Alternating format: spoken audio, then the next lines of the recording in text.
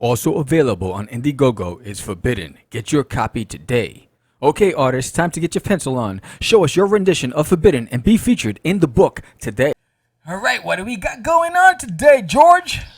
Today's a very big episode, Sam. We have three very talented creators. We have Ari Alexander, Aaron Donnelly, and Buddy Scalera of the Comic Book School. So that's going to be on, and we're also going to be talking about the cuts in the Big Two and see how that affects us. The Big Two, Twin Peaks. What are you going to do? I don't know. You're going to have to find out.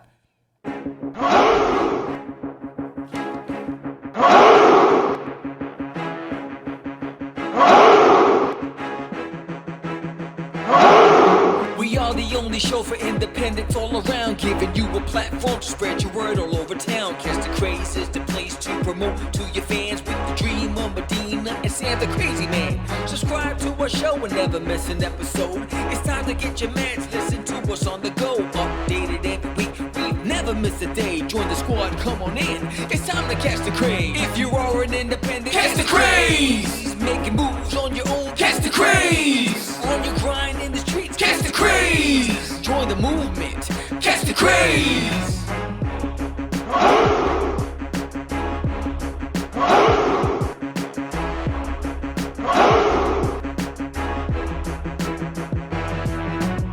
Yeah, George, we did it again. Come on now. You know you want to do it.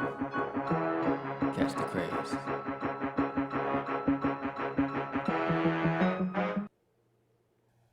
Welcome to Catch the Craze podcast. I am your host with the most, the Crazy Man Vera, and I am with George, the Dream of Medina. What up? What's Go, up, Georgie. Sammy? It's your birthday. Come on, Georgie. Okay. What's up? All right. Oh, hey, Medina. Hey. I'm not 100% sure what today's date is. Nope. I think it's March something. I'm thinking it's like the 19th. We be teaking. Not sure. Yes, we be Not teaking. sure. This episode for the comic book school will air on, let's see, Too Cool Look for at you. School. Get in the archive. See, what happens is we record these ahead of time, and sometimes our pre-production meetings don't allow us to talk about all of it that's going on. So here we are. This is March 12th. Oh, it's March 12th. All right, March 12th. Well, then, happy birthday to my sister. And tomorrow is my baby's birthday. So happy early birthday to my girlfriend. I love you very much. I so want my here we are. back. It's not weird, man. My sister's birthday's on the 12th. My girlfriend's birthday's on the 13th. And we're going to have a guest on our show next week whose son's birthday is the 14th. Whoa. So it's a big month for birthdays. But anyway, Yeah. I digress. What's going on, Sammy? What's going on? Lots of going on. Lots of going on. Last We going on. Yes, we are in March, so that means we're getting ready another month away from the launch of, 3? Oh yeah, that's right. We just keep putting them out there. That's Yes, right. keep That's rising right. to the we top. do this. You know what? We can almost put these things out every month, just about now. The way we're getting ahead of things. Big shout out and thank you to everybody who supported us in our Kickstarter number 2, Kickstarter number 1. Get ready for Kickstarter number 3. So yeah, big shout out. Thank you very much. The love doesn't end. We really appreciate it. You've made 2 successful Kickstarter campaigns for us happen. And we're heading into the third one, and the book just keeps on going. And just issue 3 is off the charts. Issue 3 is off the charts. Issue 3 is gonna get you. You're gonna see a whole lot more of character development. We spoke about this about a month ago on a show about character development. A month. And that's definitely what's happening in this particular comic episode or issue that's coming out next month, 2 months from now, right? Or next month, April. Yeah, April. I believe it was April. Well, the Kickstarter's in April, but the book probably won't be ready till May. May. It's probably already ready. It's Mary, Matt, all dressed in That's black. right. That's right. So, yes. So, as we said on the pregame show, basically we have 3 creators today on the show. So the screen's going to be full of creatives. Like the Wu-Tang Clan. They're from the comic book school. Yes. Very very interesting group of creatives. I mean, we only have 3 on the show today, but there's a trust lot me, of them. there are a lot. There's a squad. It's like People Wu-Tang that- Clan. There's a whole Yeah, squad. It's like a Wu-Tang word. Yes. They're going to be talking to us a little bit about the Comic Book School Presents Creator Yes. Connections Panel 1, Yes. which was their anthology that they put together. And it was supposed to come out for the 2020 New York Comic Con. And because of what happened, obviously, they were not able to put it out. But very, very, very cool story as to how everybody got together and did this. Buddy Scalera was very big in putting all of this together. And Ari and Aaron, I can't wait to talk to them. I remember about back the in process. the when we were coming up in comics and podcasting. I bought one of Buddy's CDs. It was a lot of photography and poses and all that other stuff. That's right. So That's right. it's good to see that he's made a success out of everything he's done. He's been a staple in the Comic Cons, and he's been involved in a lot of projects for the big boys, and he's done everything. So Yeah. No, it's awesome, dude. It's awesome. Yeah, just reading about them. It's just, it's inspiring. It's nice to see that there are, people with, and I don't know, but people with power, I want to say, that are willing to help the little guy. yes, They're not just trying to step on them on their way to being even more powerful. They're like, hey man, why aren't you guys getting in here? Come in here, join us. And he's kind of bringing everybody in. So that's very nice to see. yes. And as far as our topic for today, which kind of relates to what we're talking about, is the big 2 and their cuts, and how that may be able to, whether it affects us positively or negatively. So we'll be discussing that on the show. So there's a lot going on. There's a lot going on. Mucho. Lots of stuff going on. It's things changed hands, and I'd love to say that I know who won the fight with Conor McGregor and Poirier, and I'd love to know, be able to talk about how, but we we're in the future, but we haven't gone through the past yet. So, Well, we can tell everybody this: subscribe, like the channel, share the channel, tell your friends about it. Make Give us a sure you thumbs hit up. that like button, comment down below. yes, Follow us on our Instagram pages at Yes. Catch the Craze with a D-A, Catch the Craze. Follow Sammy there. Follow me at Medina Whip. Go to the websites, crazycomics.com, 2 E's, crazy with 2 E's. Go to my website, getyourmeds.com. Check that out. And I think that's as much as Well, I think the big thing is, if you are a big supporter of independent creators, then subscribe and share with your friends. If you love the creators that come on and the stories that we tell, if you love the business topics that we come up with, give us a thumbs up, subscribe to the show, spread the word. We love to have this channel monetized, and we need your help to do that, because everything we do is out of labor of love, and there is no income other than the sweat equity that's happening. So if you love this show, if you're a supporter of the independent community, and you want to see more of this, show us the love. Show us some love, subscribe. Yes. And hit that bell too, so that you can get alerts when You can ring my episode, bell. when a new episode comes out. We Ring have a my lot of bell. content. I got to give it up to Sam. Sam's a content machines. So we have shows. Originally, the Catch the Craze podcast was on Fridays only, and that's what was on the YouTube channel, was just to Catch the Craze on Fridays. Now you just can't get enough of Sammy. Sammy's on there Monday. He's on there Wednesdays, right? You're on there Sunday, Monday, Sammy oh, days. Tuesday, Wednesday, Sammy days. Saturday, what I a don't know. day. We You just like lost that, right? we just lost like 5 subscribers now. We just like, mommy, I want a Sammy day. oh, wow. Oh man. You like that, Oh, right? good stuff, Sammy. Sammy Days. All right, Sammy Days. Why don't we get into the topic of the day? I think there's a little bit to talk about on your Get Your Meds. Why don't we go there now and Let's talk get about to it? Get Your Meds, Medina, hey?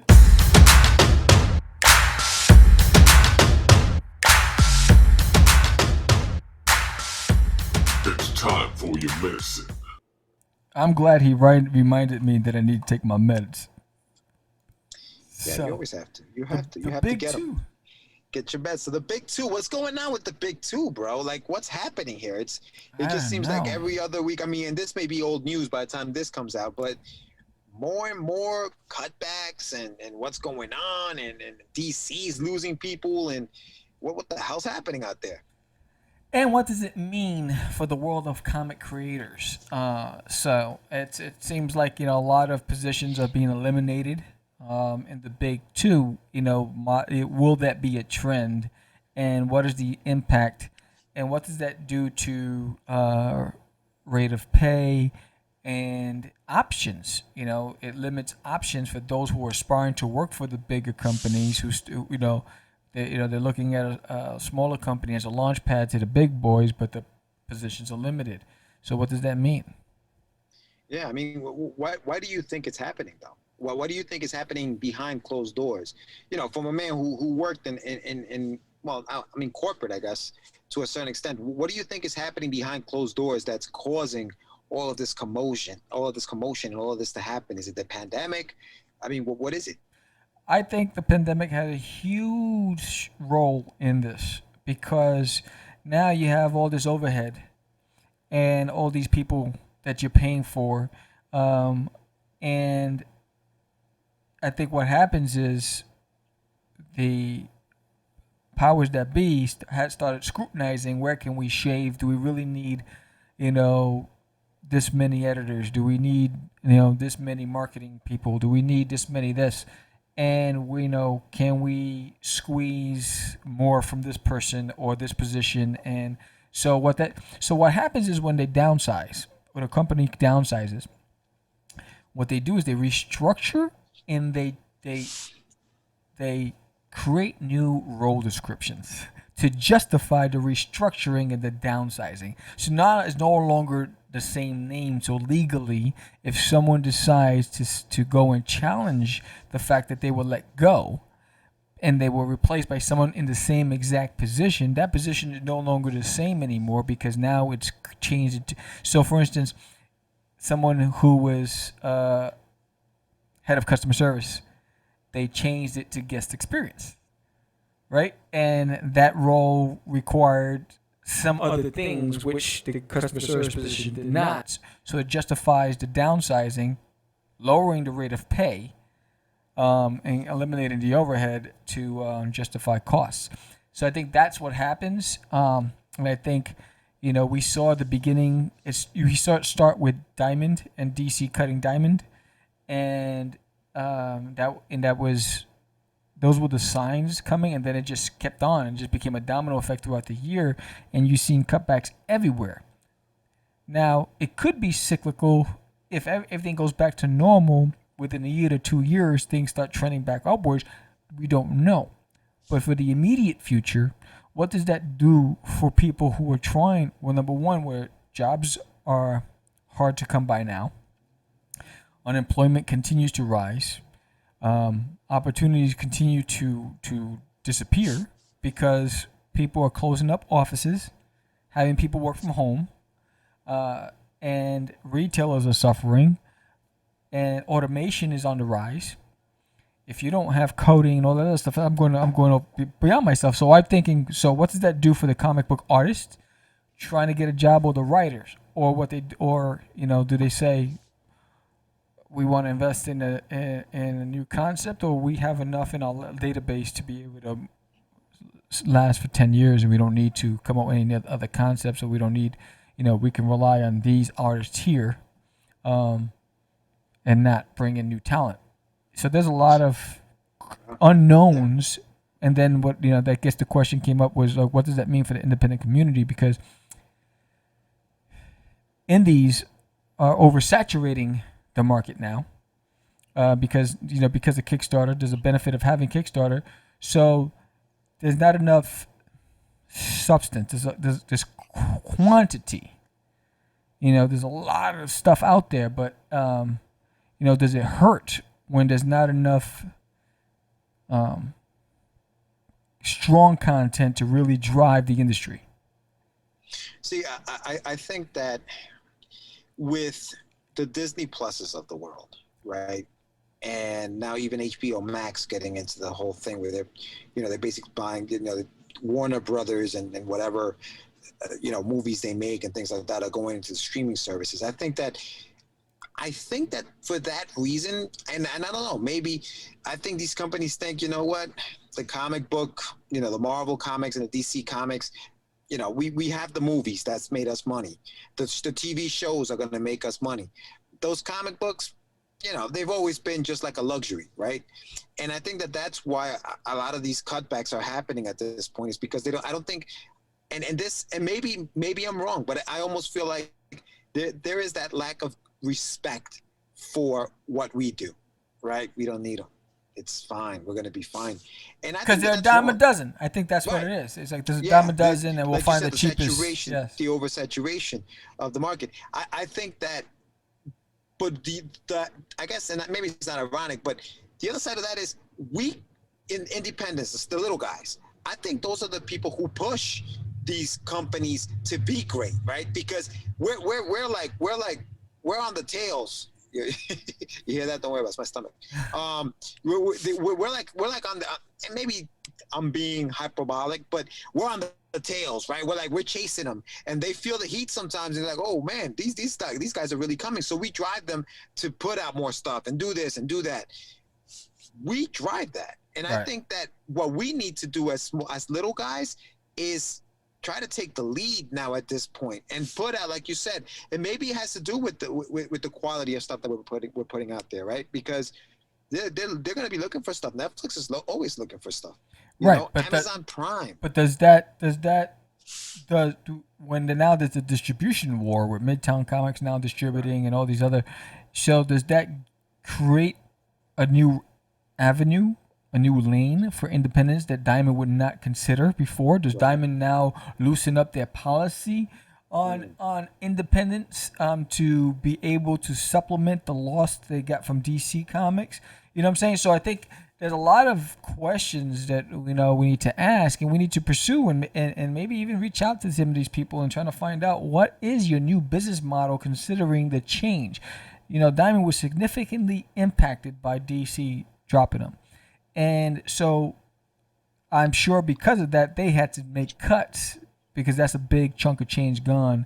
But then somewhere along the line, they had to loosen up their policy because they had a really difficult policy for an independent to get in there, unless you were backed by a publisher that had a portfolio, a library already being distributed by Diamond.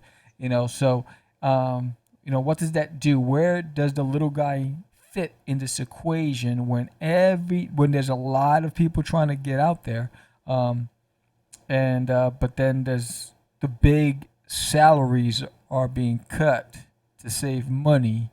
It's a pretty interesting situation. So do you think it hurts, or do you think it does, or it's a good thing for the little guy when the big two are making these cutbacks? I think it's too soon to tell. At least for me, it's too soon to tell. I think you're going to feel you're going to see it. You need quarters to go by. So within a year, you'll be able to determine what will that do for the market and for the indies. And will it hurt or will it benefit? You need to see a year of the after effects.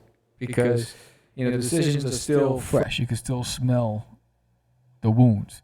So, how long? When will we see it? We'll probably know by fall of 2021 of this year whether or not there's some benefit to it. I know it is a great time to be an independent because everyone's looking for content. But that's when the independent community or the creators need to really pull up their bootstraps and deliver on the content and finish the projects, which is what hurts us because no one finishes something they start. It's the stigma. That stigma. Yeah, so we have a bad reputation that we earned. Yeah. As an independent community, we earned it. So now if you instead of saying, well, I can't get a break, well, you make your breaks. And this is an opportunity for you to start a project, finish the project, pitch the project, and see what happens. Yeah. Yeah, no, I agree. We talk about conventions, you know, the conventional conventions, the conventions that we know, right? Like where you would go to the convention, get your ticket, everybody go in there, Artist Alley, and all this other stuff. Those have stopped. I mean, since last year, obviously nobody's been into a convention. None of that is happening. It seems to me like crowdfunding campaigning has become the new Artist Alley. If you go into Yes. Kickstarter today, right? You have so many projects to choose from Yes. and so many projects that you can pledge to. Yes. And it's incredible, dude. And it's not just on Kickstarter, it's on Indiegogo, and there's other crowdfunding campaigns that have taken that model and said, you know what? Let's make some money here because we're not going to conventions. We still have to put these books out. And it's almost like printing on demand because whoever pledges is going to get a book from you. Yep. And so you know how many books you have to print. So these conventions, you know what I mean? Like the pandemic and what's happened with the big two or whatever, and all of this other stuff, it's almost like we're adapting and we're saying, oh, look what we just found. Yep. Now there's tons of us in there. There are millions of independents, and it just bogs my mind how many there are. Like, you know what I mean? Like but that's where we are now. Yes. And I think independents need to do what we support each other, help each other out. Like you said, pull each other up. Get us into as many homes as possible because that's what's going to drive the market. That's what's going to say to these agents and these people who are looking for the next big thing, where do I find it? And Yes. I think that's what's happening now with these guys, with the big two cutting and all that other stuff. There's only so many movies they can make, Yes. and right now you can't even put them out in theaters.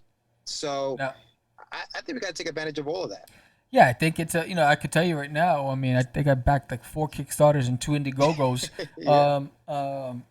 And I just backed a guy on Kickstarter that we're looking to get onto the show because his product is so awesome. It's awesome.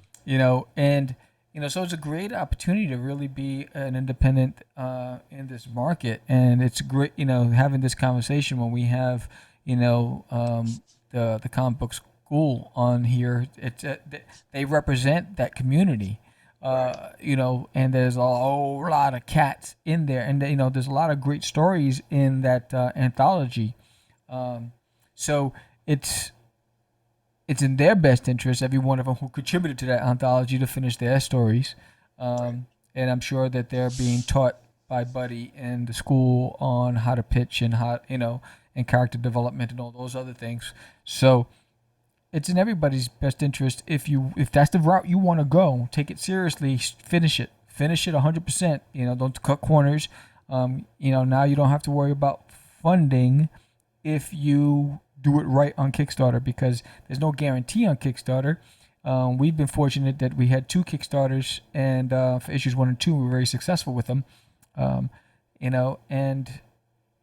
But here's an opportunity to, number one, at least show the world your portfolio and try to make some revenue and then build an audience of followers around that, and maybe create a buzz and get noticed by some mainstream independent publishers that can help you with your property.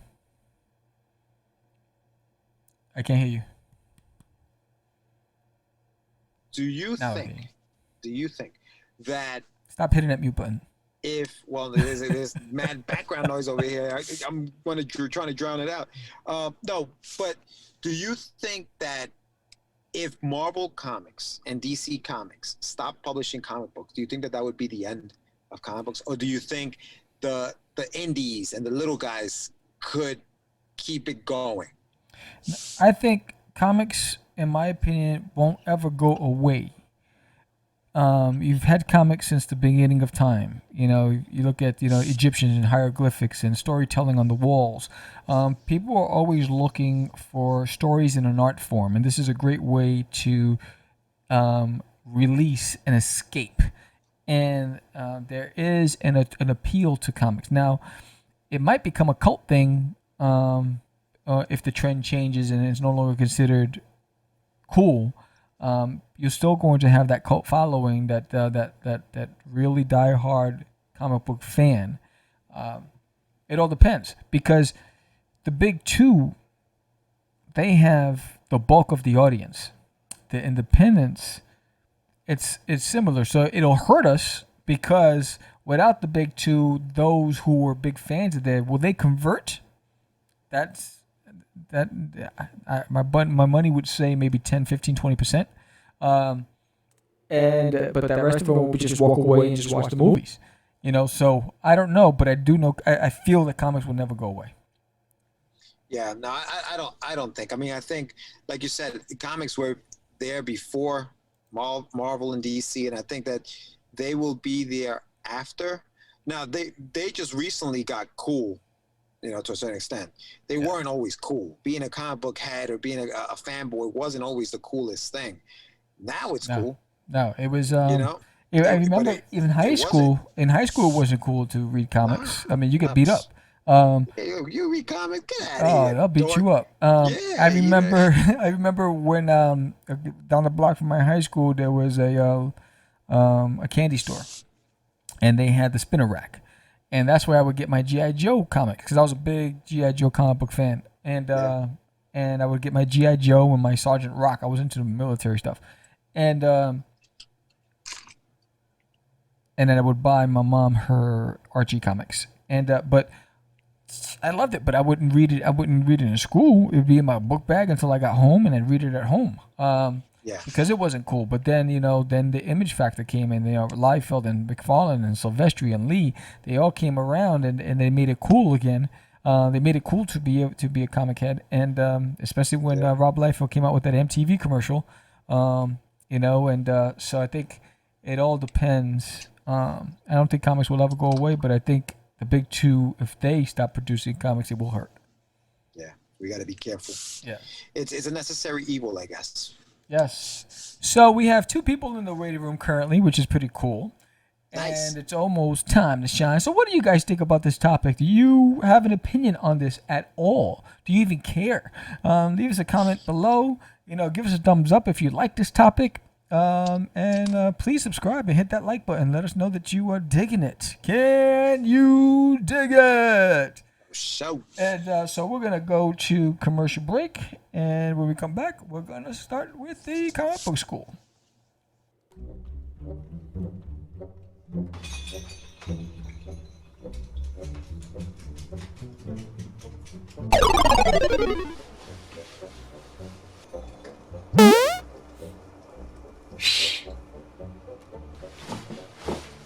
Why are we hiding? I'm not hiding. I'm trying to catch it. Oh, what are we catching? What are we gonna catch? I'm trying to catch the Craze. Catch the Craze. What? The Craze? Like the disco Craze? No. What are you wearing? What do you mean, what am I wearing? What are you wearing? I'm fresh. No one says fresh anymore. Why are you acting up? I'm not acting up. You acting up. Come on, man. Stop acting up. Candy girl. All right. So there's two in the room. We'll let two in the room. Remember that? We're going to let just a little bit. Yeah, I remember that. Hold on. 1, 2. Buckle my shoe.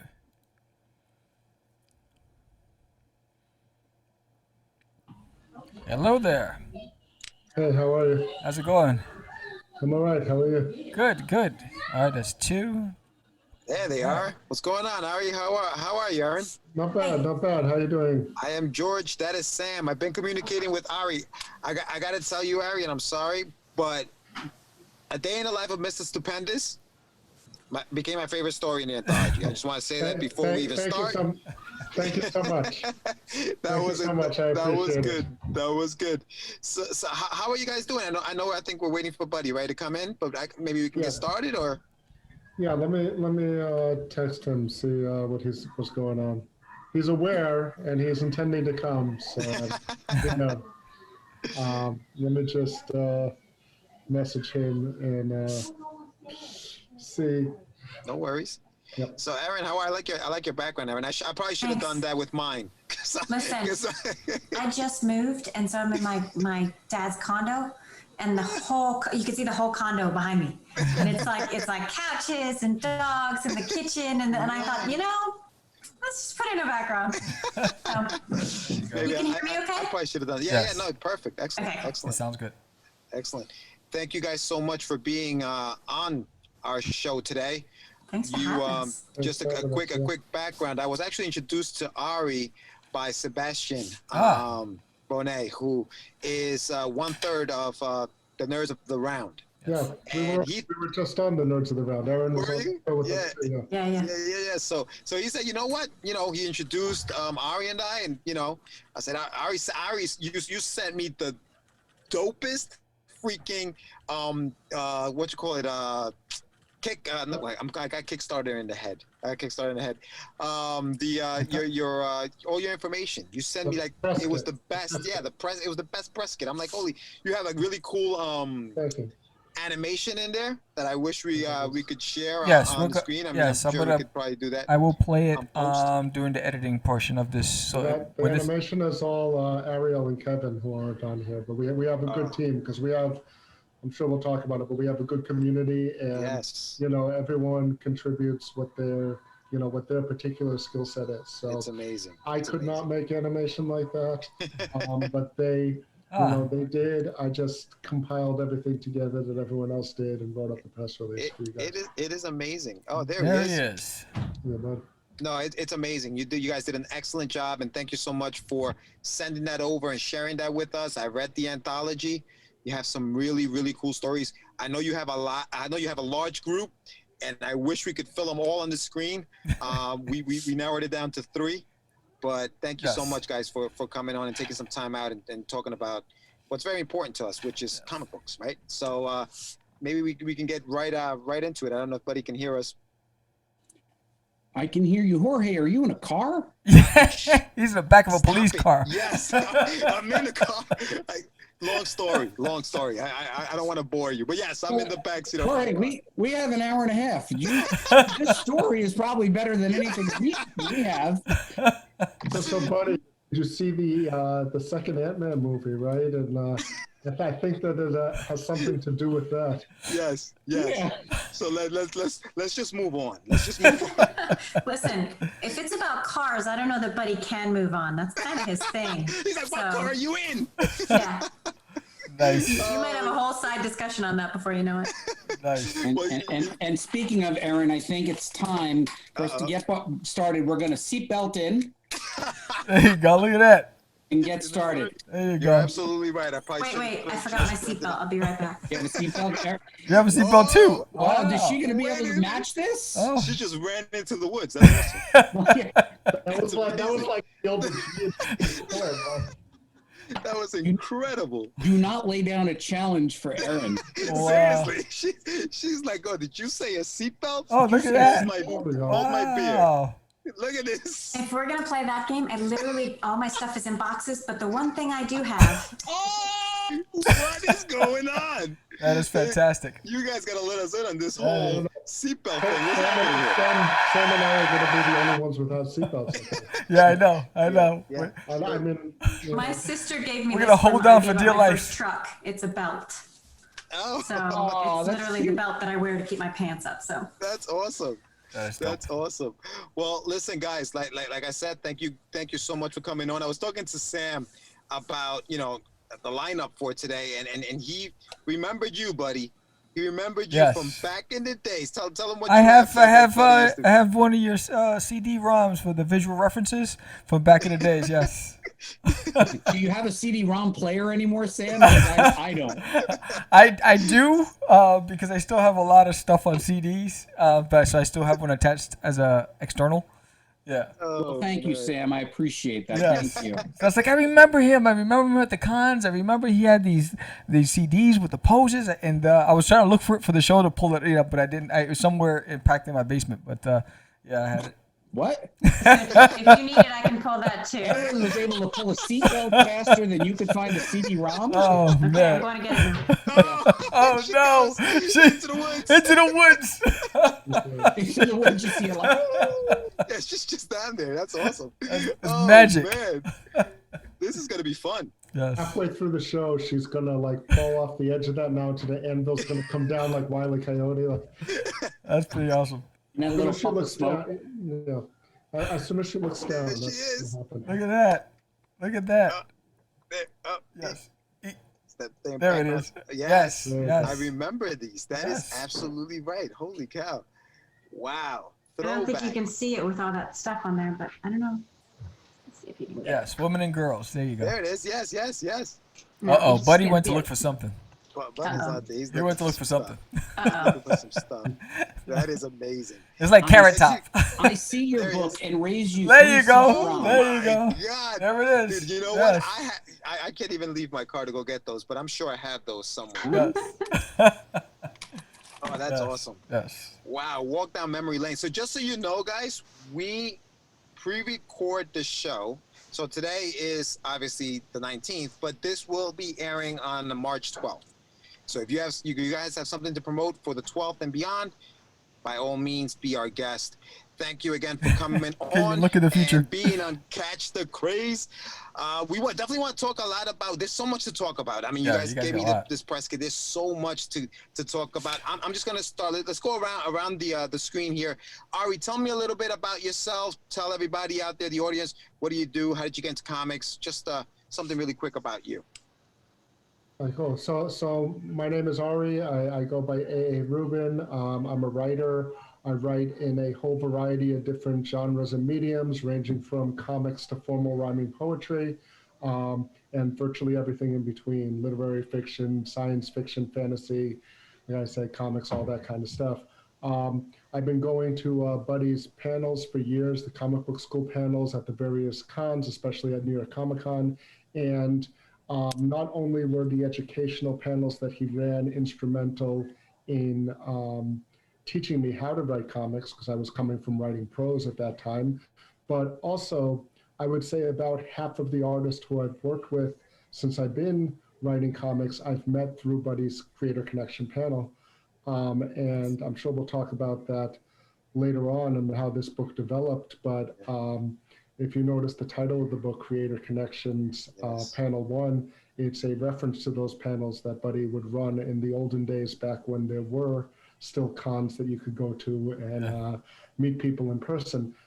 So The cool thing about that, Ari, just real quick about that title, Panel 1, it also almost refers to a panel in a comic, right? Yeah. So the first panel in a comic book. So I thought that the name that you guys chose for it was just very good, just for both of those reasons, like you just mentioned. But I'm sorry to cut you off, carry on. and then that was the point. There was a whole Yeah, it was a vote picking the title. It was a mashup awesome. of two leading vote getters. But so I became involved largely, like I said, through meeting people at Buddy's panels, and I've been writing comics for about 5 or 6 years now. Like I said, I've been writing prose since about 2001, and when this anthology happened, Buddy asked me to join in this project that he had started with Erin, and over the course of the year, when we were running this challenge,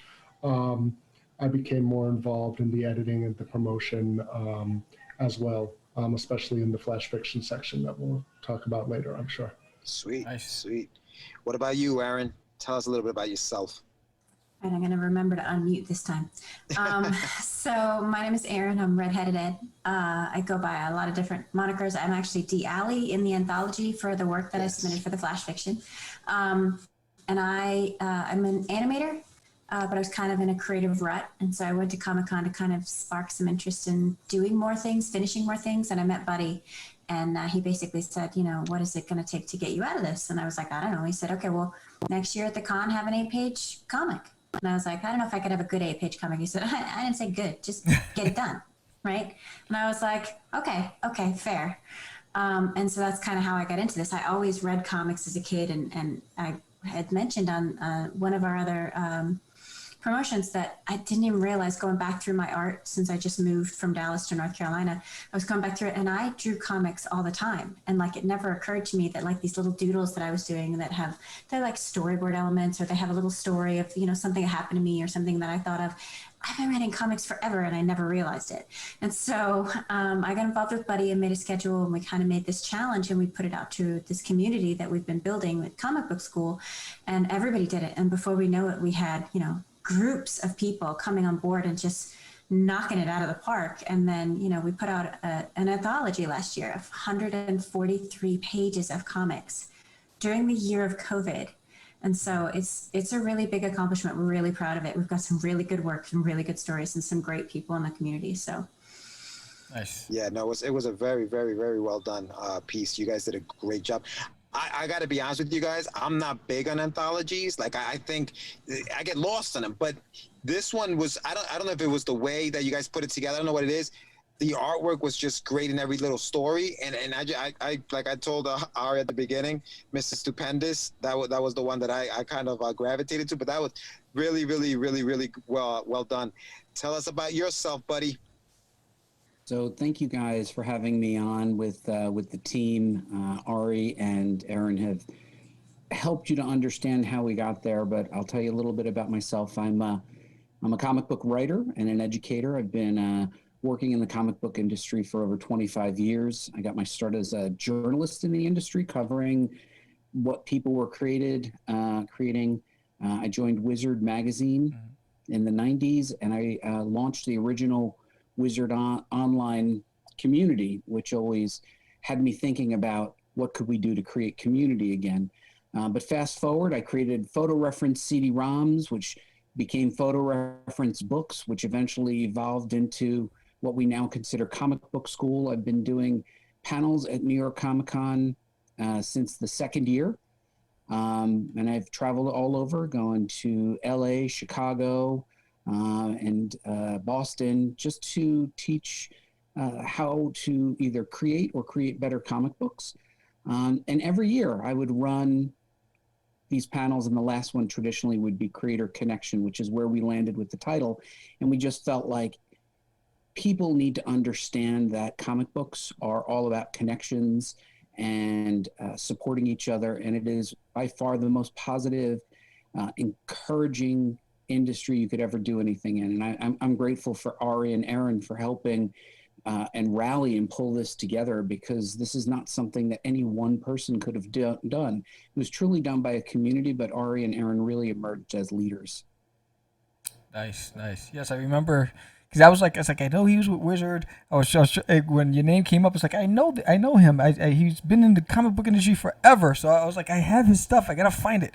But yeah, it's fascinating. I love the fact that you've identified. And I was reading the about section of the comic book school about how you've done these workshops and you see the same faces and they weren't making a break, and you're trying to figure that out, and you're like, how do we give a platform to some of these talent, and how do we nurture and develop their skills and hone their skills? And I thought that was fascinating.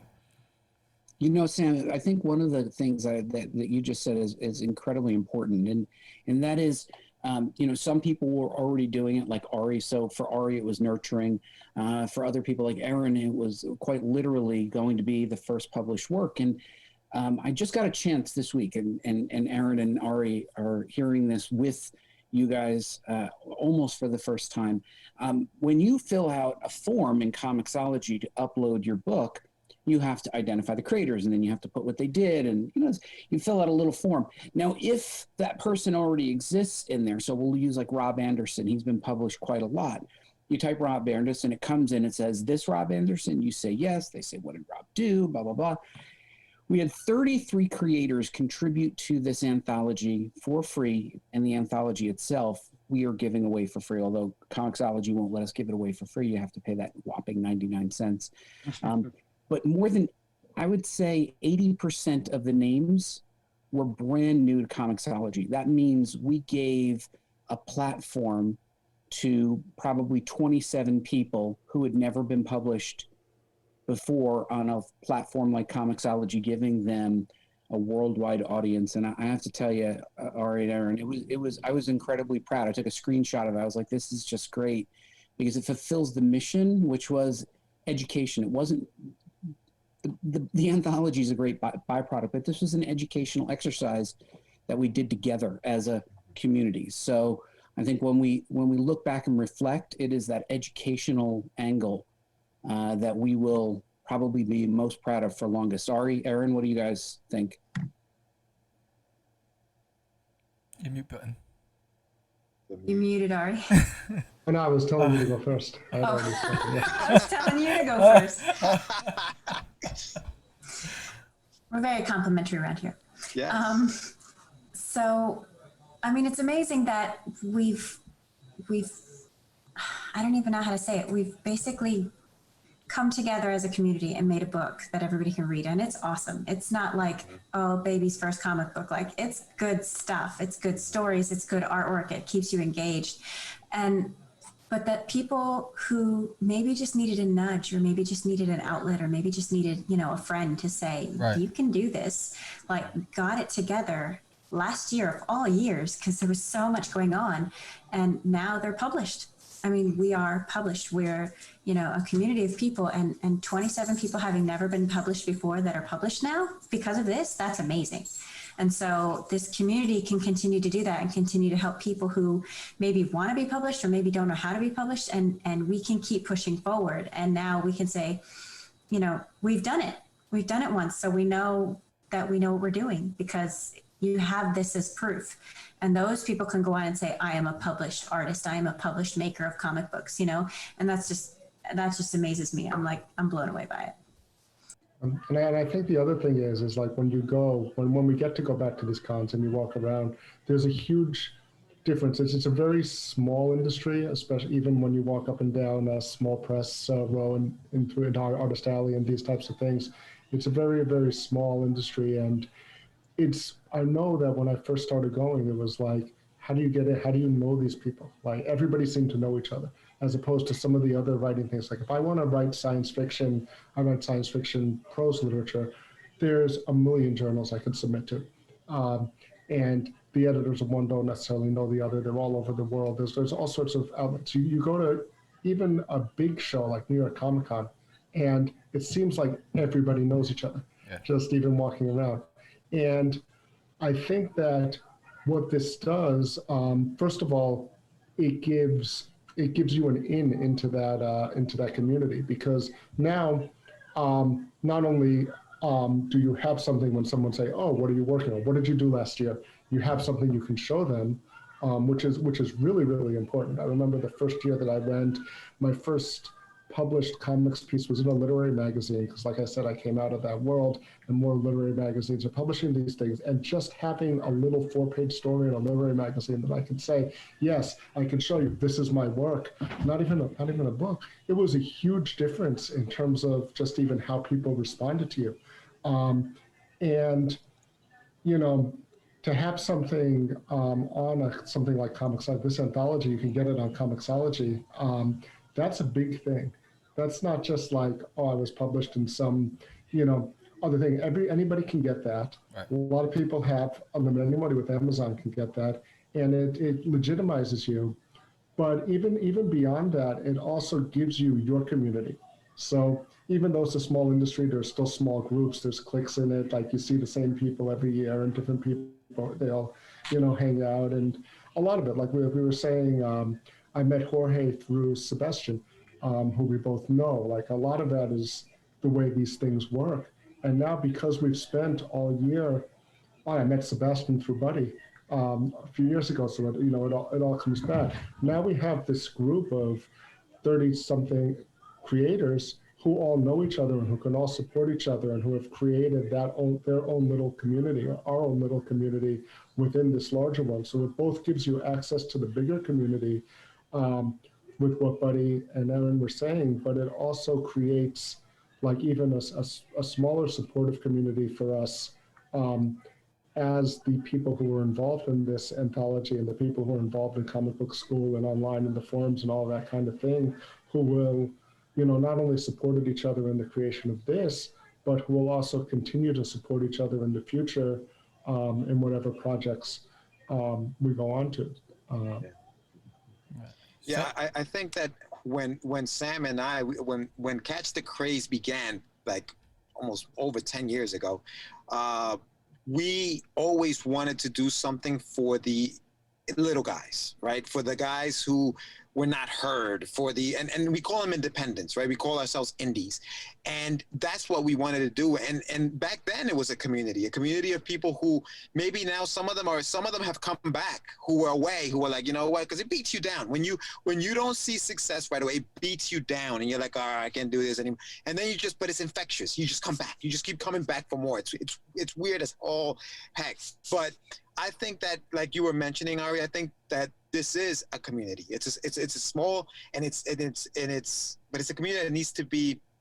I think we all need to just embrace each other and say, hey, how can I help you do this? How can I help you do that? And that's the only way we'll grow. That's the only way that I think people will hear us. You said something very, very interesting in your intro there, Aaron, to the book. It says, when Buddy Scalera ran the comic book school panels in the New York Comic Con, he was surprised that year after year, so many aspiring creators attended his panels but never broke into the industry. And my question is, why do you think that is? And I'll start with Buddy. Why do you think that there was this lack of just people breaking into the industry? And then I'll Before give it you to the answer rest of you that, I guys. just want to double down on that question. How did you overcome the lack of confidence? Because there has to be a lack of confidence for those individuals not breaking in, going year after year, wanting to learn something, but really not applying. So how did you get past that wall, that first layer, to get people to really see themselves and see an opportunity? So both great questions. Sam, I just want you to know that lack of confidence is not on my resume, nor is modesty or humility. It's not there. We're I'll from New answer those Jersey. for you, buddy. I'll answer those for you. Right. We're Jersey guys. There's no lack of modesty. We're confident to a fault, I think. Right. But listen, I think the reason most people cannot get something published because they just don't know the process, right? They know how to complete things, and they can complete things. And if they just had a guiding hand. Now, the problem with the internet is the same thing that makes the internet great. It is a level playing field, but unfortunately, there's a lot of bad advice given incredibly well. That is, there are people who are giving advice about making comics and breaking in who haven't done it and should not be teaching it. As I mentioned, my background was as a journalist, so I take a journalist's approach to it. You'll see with most of the things that we do, I'm not saying how to do it. I'm paying attention. I'm listening. I'm trying to learn to become a better creator. So I take a student's approach to comic book school. And so I thought, well, what would I want? Well, I'd want somebody to just tell me the steps and then how long these things should take and how to go through the process. And if you feel like that works for you, and it worked for 33 people, then great, come along for the ride. And I also recognize that it is incredibly lonely once you get home after Comic-Con from that just emotional high of how excited you are, and then real life creeps back in and responsibilities creep back in, and then all of a sudden you're like, this is the easiest thing to put it to the side. So when we created this community, we created accountability. We created a way to approach beginning, middle, and end. And we also created connections for people, and people cheered each other on, and they helped each other deliver better work, right? We would accept the work that you said was representative of you, but people challenged each other in our message boards. They would say, well, what about this in the story? Or can you change this? This art doesn't look quite right. And that was the kind of thing that organically rose to the community. And I think it only happened because we all agreed just to be open and kind. Kindness is a big part of what we do. And I don't think that anybody went at it competitively. Everybody went at it with kindness and an open heart. And in a year where we really needed that, a lot went on this year. This meant a lot to people. And I think it meant a lot to be able to say, I'm not withdrawing from the world, but I am going into my art because that's where we find strength and comfort in the same place. That's outstanding. So just to add to that, I think one of the main things about this community that made this book possible was that we were all there for each other.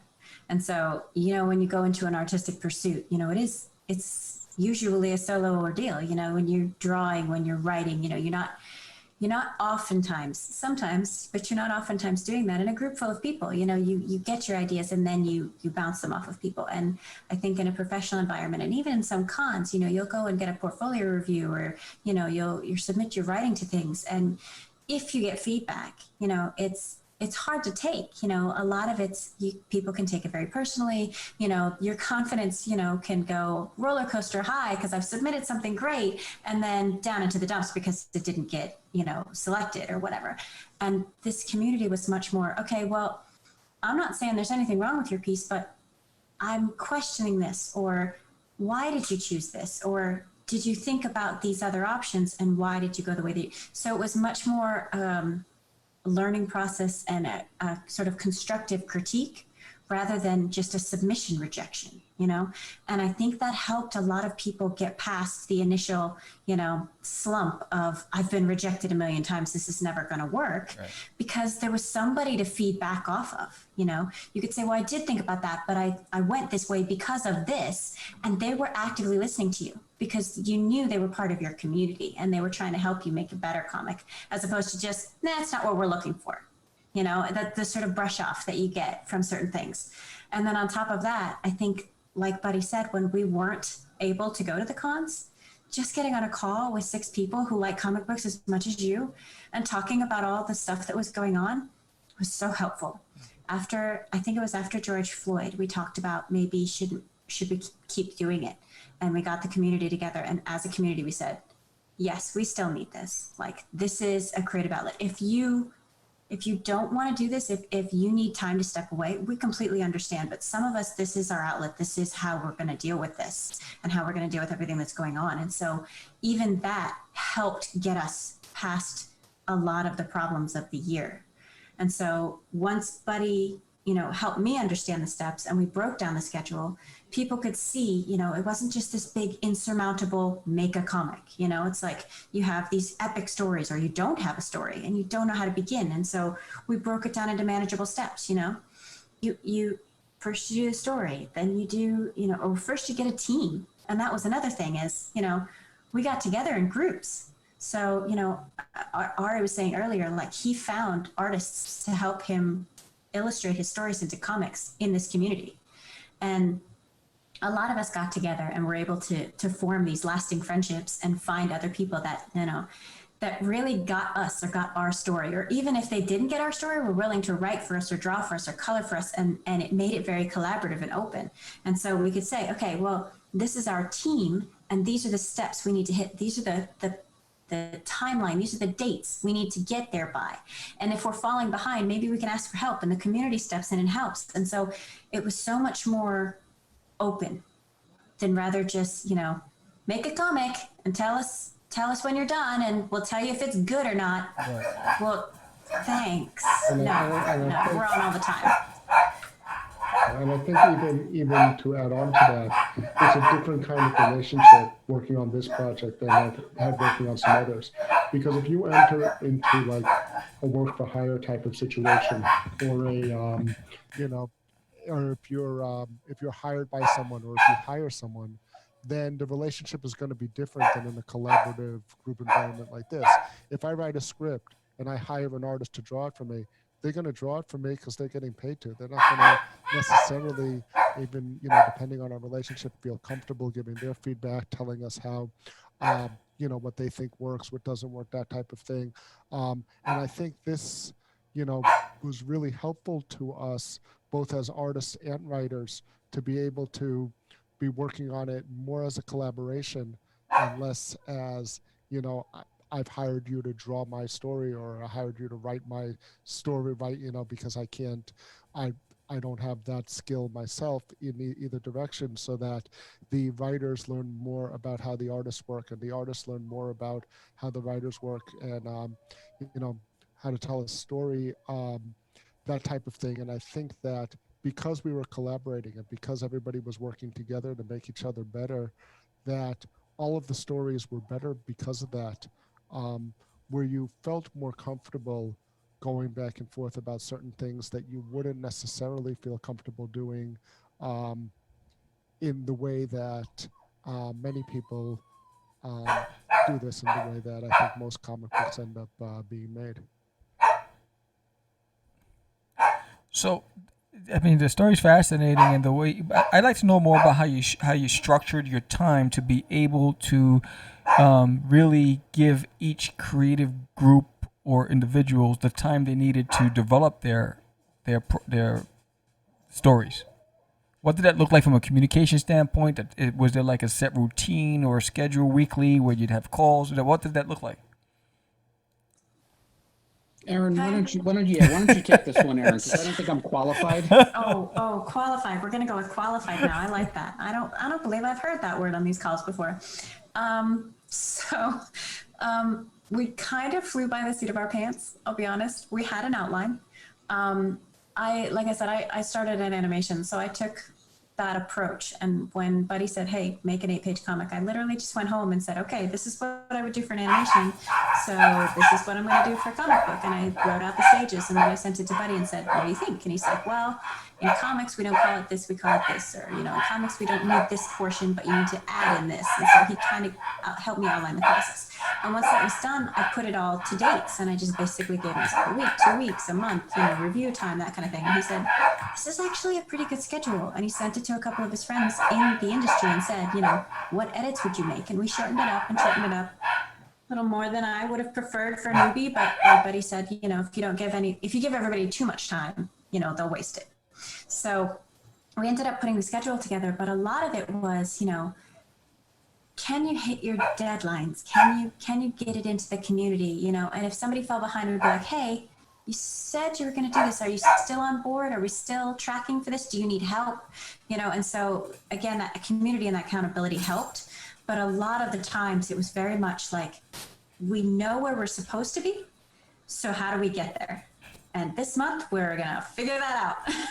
And so we got all the way to the end, which was great. And I guess, I don't even remember when it happened. At some point we said, we have a lot of entries. We should publish this. Because it wasn't the idea at first. The idea was just to do 8 pages. And Buddy and I discussed it. And I think we, in the beginning, thought there would be like maybe 3 or 4 entries, and so it wasn't a big deal, but maybe we should publish it. Wouldn't that be fun? Yeah, that'd be interesting. Let's learn how to do that.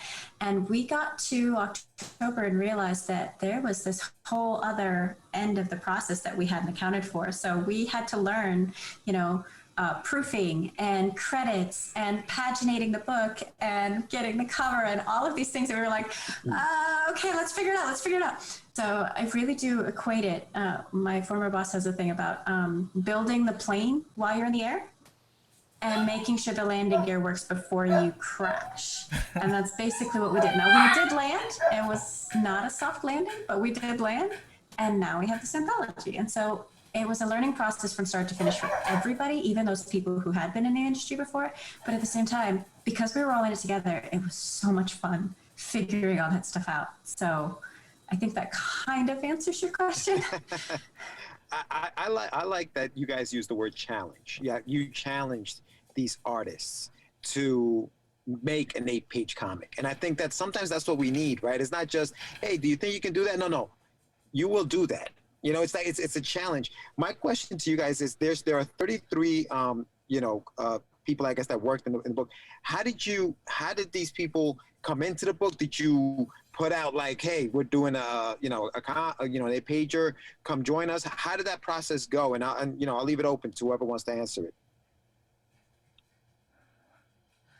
Well, I guess I'll start because I started throwing out lines to people on Twitter or email addresses where I knew, like Ari, like I remember seeing Ari every year, and you don't forget a name like Ari, you know what I mean? Like you don't run into a lot of Aris, so you see Ari and you go, it's the only Ari I know, So when I see Ari, no, he's the only one. When you cross the river and come into New York, you'll meet a whole bunch of us. Unless you watch Entourage. Joey's, Frankie's, and Tony's in my family. Not Listen, a lot of Ari's. Ari, you're the only one that's important. So. There you go. Yeah, numero uno. I don't know if that's true. But I started putting out feelers. In fact, I lassoed one of the key people in our group just online. I was like, okay, join our meeting. And I thought I knew him. I didn't know him. I just he answered a tweet, and I was like, all right, DM me. And we started talking, and I just started looping people in. Of course, there's a comic book school newsletter, which I said, everybody's welcome. And then organically, I recognize that I'm great at a lot of things. I mean, really, I mean, there's just a list, and yet at the same time, there's a few things, very small, minor, that I might not be as good at, like organization, scheduling, planning meetings longer than an hour in advance. But so I asked a couple of people to be my counsel, and Ari and Aaron, I opened the door, and I'm like, open the door, walk in. And I think people were like, that's it. And I'm like, yeah, that's it. Just show up and you're on this staff. And you just have to show up. That's the thing about comics. You got to show up. 99% of success is showing up. So people just started to show up, and we just started to form a circle of people who wanted to show up, and people found things they liked. Like Kevin is a guy, an example. He was like, I really like tech. We're like, Kevin, okay, you're our tech lead, go. What did we know? We set up message boards. It was literally that loosey-goosey. Like there was the Aaron and I made a good yin and yang, right? Aaron is a very organized person. In animation, you don't just start rendering frames and just hope for the best. You plan. Whereas I've always been the fly in the plane guy. Like, how do you know you're there? Well, we know when we're there.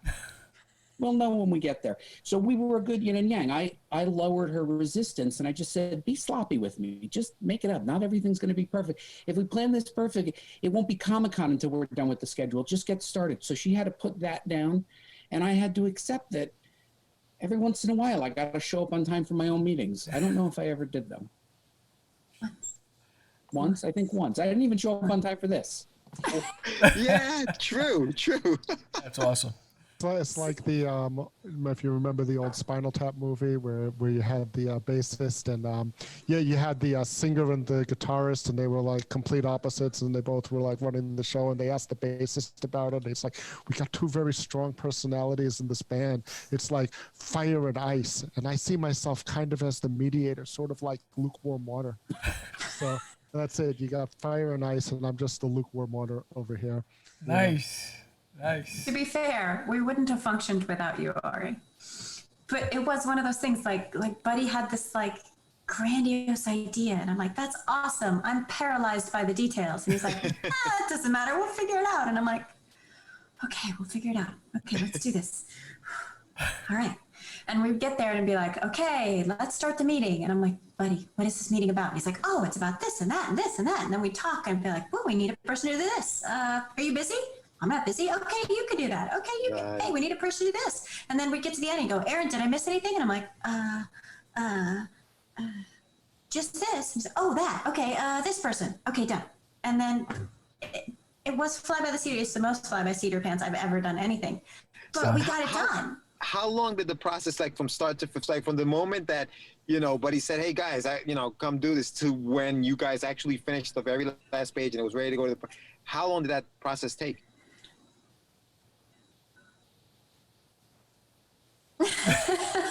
Let's see. I mean, it was probably about 10 months by the time we got started, because it was started at New York Comic-Con the last time it happened, but the challenge and everything wasn't up and running for a few months after that, and then it finished before the end of the year, and I don't think we got started really.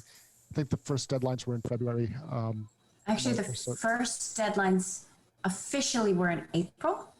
So even so, but Buddy and I started talking. Boards, right? Yeah, Buddy and I started talking the third day of Comic-Con in 2019, and I sent him the final PDF for the release while we were on the live call releasing it on December 29th. So when I say skin of my teeth, I'm quite serious skin of my teeth. Yes. I was like, are we on the call? Are we on the call? Hi, I'm here. I'm sending it. And we did stop during George Floyd. I mean, there was a moment where we just said, this is too important, and it felt trivial to talk about comic book deadlines. And this, the whole world went through a change. I mean, you can't not be changed by that. So, there was a small gap in the middle. And then, as Aaron had said, we came back and we said, what do we want to do? And then as a governance board, as a team, what do we want to do? And I think that strengthened our existential purpose. I think we looked at this and said, art is more important than ever. And I think a lot of what came out of George Floyd in anything was art. I mean, you see a lot of art that was influenced by it and people expressing themselves. And while ours was not directly impacted by that, I think we came out and just felt like this is what's important to us. No one thought, George Floyd didn't wake. I don't want to go into politics, but he didn't wake up that day thinking that he was going to be killed that day. I think we all have to live our lives like, hey, we have to do the things that are important to us. We have to make time for the things that are important to us. You guys make time for your show. We make time for our comic book school things. If you don't make time for those things, you won't get them done. And I think we all have to look at this world now in 2021 and go, okay, you all wished for 2021 to start. Now let's do something with it. All right, you got it. You got 2021. I watched Kiss drop, in Dubai. Great. I didn't go there. I just streamed it for $20. But now, okay, it's 2021. I guess when this airs, it'll be March. People are given that opportunity. It's still first quarter. Do something with your time. Right. So And we also had to address COVID. I mean, it was a very different world for everybody. But being able to get on the call, I think, helped with a lot of some of us had families, some of us were shut-ins, but I mean, I was alone. I had 2 dogs. It was just me and the dogs. So getting on those calls was a lifesaver for me because I had no other social interaction for 8, maybe 9 months. And so, there was a lot going on that we had to deal with, but the calls kind of became a lifeline, and the community kind of really, it wasn't just about the comics, it was about having those friendships. So. Right. So I think that was especially important because there were no cons to go to. There was no plates. There were no meetups. There was nothing like that. The place where we could meet and hang out was on these calls, and to a lesser extent on the message boards, but on the calls, especially where even though we were stuck at home and even though everybody was quarantining with their same group that they were quarantining with, however large or small that was in their particular family, this gave you access to people outside of your house who shared not only an interest, but also shared a goal that you were all working towards, which is important creatively also. So I think it was important especially during the heaviest lockdown periods, depending on where you are in the country, to have that outlet where we could go talk to each other at least once a month. So what was the feedback like by the collective, considering that, I mean, you've been able to instill in them,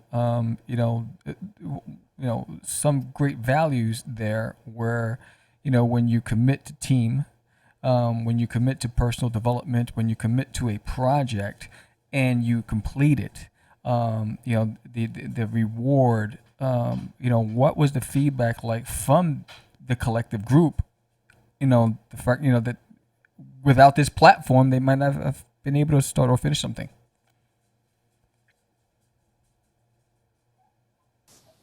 I think mostly it was positive. It was one of those things like we've all been talking about. There was, the community aspect and getting these things done. And there's this great sense of relief and sense of accomplishment. I mean, from most of the people I talk to, they're like, I still kind of can't believe it's real. I can't, and a lot of people, I feel like they have this newfound confidence from it. At the same time, they're like, we realized this was the first one and that there was a lot that went on, but yes. Most people stepped up and said, I want to be more involved, or I want to take a more leading role in the community. Some people said, we need some type of different organization, or we need, better communication. And it's like, okay, well, great. What can you do to, help with that? Because we're only so many people, And so it's a lot of like, if you saw something that you want to see improved and we're all for it, come on board and help us improve it.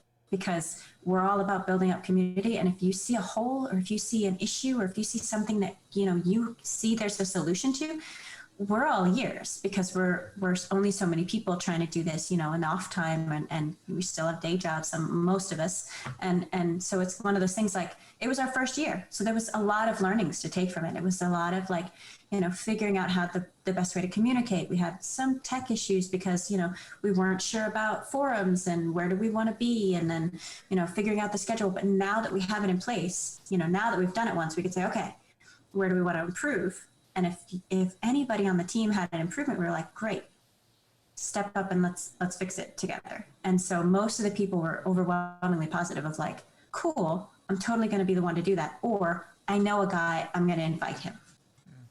So it's a very New Jersey thing. Yeah, I know a guy, I'll bring him on. This is fine. His name's Joey. You like him. He's got a friend, Ari. You like him. He's a good guy. He's a good guy. He's a good guy. So there was a lot of that. I feel like most of it was overwhelmingly positive. I don't remember having any negative reviews or any like, oh my gosh, this was terrible. But it's also, you're not paying for it. Right. We're just a bunch of people who like the same thing and all got together and did something great. Yes. We didn't ask you to like submit, your form and your firstborn, and so there's always that. I think that the feedback for the process of creating the comics, that there was multi-layered feedback as well. So there's the feedback from the community on the message boards, and then Buddy kind of continued what he does at his panels throughout the year with each step as well. So he had written a blog post, like when it was time to write the pitch, he shared his pitch for one of the Avengers stories that he wrote. We saw his pitch, we saw the feedback from his editor, then we had a call with his editor. So it was kind of like Buddy and his editor talking. Same thing with his artist on that story. We had Ron Lim on giving feedback on the art. And I think that one thing, we all miss the cons, but one advantage, especially in terms of feedback, was, like I said, I've been going to Buddy's panels for years and they're great. And you go and they have script to page and you have an artist sitting there and a writer, and the writer shows, this is the script, and the artist is sketching out the script on the board, and you get to, and editors on storytelling and all of these kinds of things. And it's all great. But you go, you listen to what they have to say. You maybe get to ask one question or two when you line up on the thing by the microphone, and that's it. You might get your question answered. You might think of a question 2 weeks later. You might sit down to write your story and say, I wish I asked Darren Sanchez that question, or I wish I asked the Marvel editor who had on, or I wish I asked Ron Lim that question if I was an artist, and then you don't have access to it. But with the message boards, a lot of the pros that we had on for those calls had forums on the message boards that people could ask them directly for feedback. So if I had a story question, we had a writing coach on, Kathy Coach from Columbia University, who was a professor, writing teacher at Columbia University. She had office hours every week, and I know a lot of people took advantage of that. If you had an art question, you could post for Von Lim to ask him your question, and he might, get feedback from someone like that. So it's not just having the panel, it's having, the feedback from the pro continue throughout the process when you needed it, or when you thought of what you had to say, or if you didn't get your question answered on the call, you thought of it later, or some new issue came up while you were writing it. So there were, and of course the feedback on the boards from the community was more extensive, and people were there, and obviously they're much more accessible. The pros were very generous with their time, but there was also that level of professional feedback you could get if you sought it out. And Buddy was talking about people taking initiative and, stepping up to do different roles that came up that we needed. If the creators, and a lot of people did, wanted to take advantage of the pros that Buddy knew through his network, to get direct feedback from them, they were allowed to do it. A lot of them had forum posts. Some of them even gave us their emails. So there was a level of access that you had to a different type of feedback than you would normally be able to get if you weren't someone like Buddy who already knows all these people. So much of success is just taking advantage of the opportunity, right? Well, and just do it. Right? Go ahead, Aaron. To that point, a lot of people who, like myself, start out low confidence could see people like Ari and people like some of the others in the community on the forums reaching out to these guys and getting a response. And that made it easier to ask the question for ourselves. Yeah. Like, we're the people who sit in the panel and they're like, I really have a question, but it's a stupid question. It's fine. It's fine. You know, and then 4 weeks later, you're like, I should have asked the question. Oh my gosh, why didn't I ask the question? But then you go on the forums and you see, 2 other people get answers and you're like, I can just ask it. It's fine. I can totally do this. And so again, the community aspect, people being available and everybody being very positive and very, it was just such a good experience for people who were stuck, because it gave you the realization that you don't have to be. I think there was a very funny tipping point in the life cycle of this. And I think Aaron will remember this. After one of our meetings, I was, I had a side conversation with Aaron. Aaron says, we closed the room, but I always say you can keep the room open, it's just Google Hangouts. So we're still in there talking, you want to come back. And they kind of like were gently working around an intervention with me. Like, you're not very organized and it doesn't seem like you know what you're doing. And I was like, oh, did I give you the impression that I knew it? I just started. I don't know that much more than you. When I do something for Marvel, they just do it all. I turn in the script. A couple weeks later, I get like something I have to put the word balloons in, and then I get a comic and a check. It's great. And we had done comic books. I had self-published comic books, and I realized I hadn't actually self-published them. Darren did all the work. I typed and I was like, oh, look at how much I've done. And then he would do everything. So they had like this mini intervention with me. And I think it was a tipping point where they went, oh, like nobody's flying the plane. Right? Aaron's like, we're building planes. Like, right? I'm sitting in the navigator seat going, do you have it on autopilot? And he's like, autopilot? I just put it straight. Right, and Aaron's like, help yourself to drinks. He doesn't know where you're going either. How many parachutes do we have in this plane? How many parachutes do we have in this plane? That so explains the seatbelts. Explains the seatbelts. That's great. I love it. That's awesome. This is like the ultimate comic book school. And for everybody watching here on Catch the Craze, we are on with Ari, Aaron, and Buddy from Comic Book School. My question, and I know, Sam, you have one, but my question real quick is for Ari. There's a section of the book. It's called Flash. Is it Flash Fiction? Can you tell us a little bit about Flash Fiction? I'm having a hard time saying that. So Flash Fiction is just a fancy word for a really short story.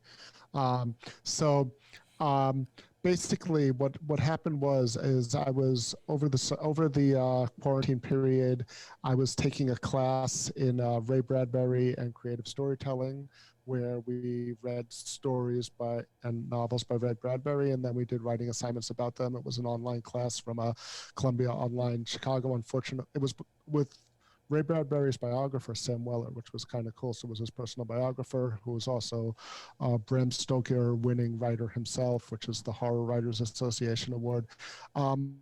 But I was taking it kind of concurrently with when this whole thing was, and that was in June, so we were towards the beginning of the process. And one of the things that I noticed was that a lot of the early Ray Bradbury stories were accompanied by a single illustration.